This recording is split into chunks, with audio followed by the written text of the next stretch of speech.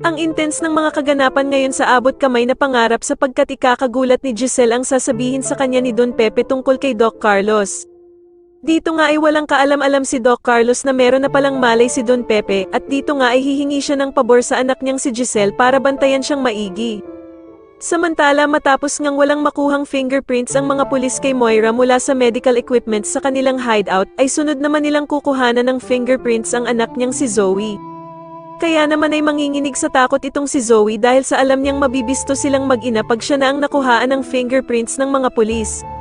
At dito nga ay hindi na makakapayag ang bruhang si Moira at gagawin nga nito ang lahat para mapigilan ng mga pulis sa pagkuha nila ng fingerprints sa anak niyang si Zoe. Samantala ay magugulantang naman ang lahat dahil sa biglang pagkakaroon ng cardiac arrest ni Don Pepe dahil nga sa pagkakaalam ng lahat ay maayos na ang lagay niya at bigla naman itong mangyayari sa kanya. Kaya naman ay agad na pupunta nga ang lahat kay Don Pepe at dito nga ay maabutan nila si Doc Carlos na nagkukunwaring nire-revive ang kanilang amang si Don Pepe kahit na ang totoo ay gusto na talaga niya itong mamatay. Wala namang ibang magagawa sila Doc Robert at Giselle kundi umiyak at magyakapan habang nire-revive ang kanilang amang si Don Pepe. Sa kabilang banda naman ay biglang tatawag si Lynette kay Giselle at takang-taka naman siya kung bakit humahagulgol ng iyak itong si Lynette.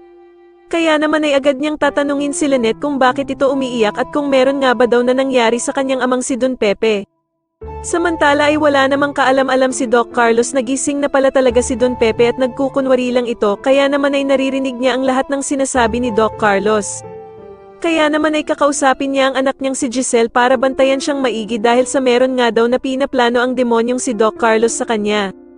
Sa tingin niyo tuluyan na nga kayang mahuli nila Giselle ang kasama ang binibalak ni Doc Carlos sa ama nilang si Don Pepe, mas lalo na nga talagang nagiging exciting ang mga susunod na kaganapan kaya naman ay mas lalo pa nating abangan ang mas lalong gumigandang abot kamay na pangarap. Maraming salamat po sa inyong panonood at sana po ay masubscribe niyo ako. Maraming salamat po.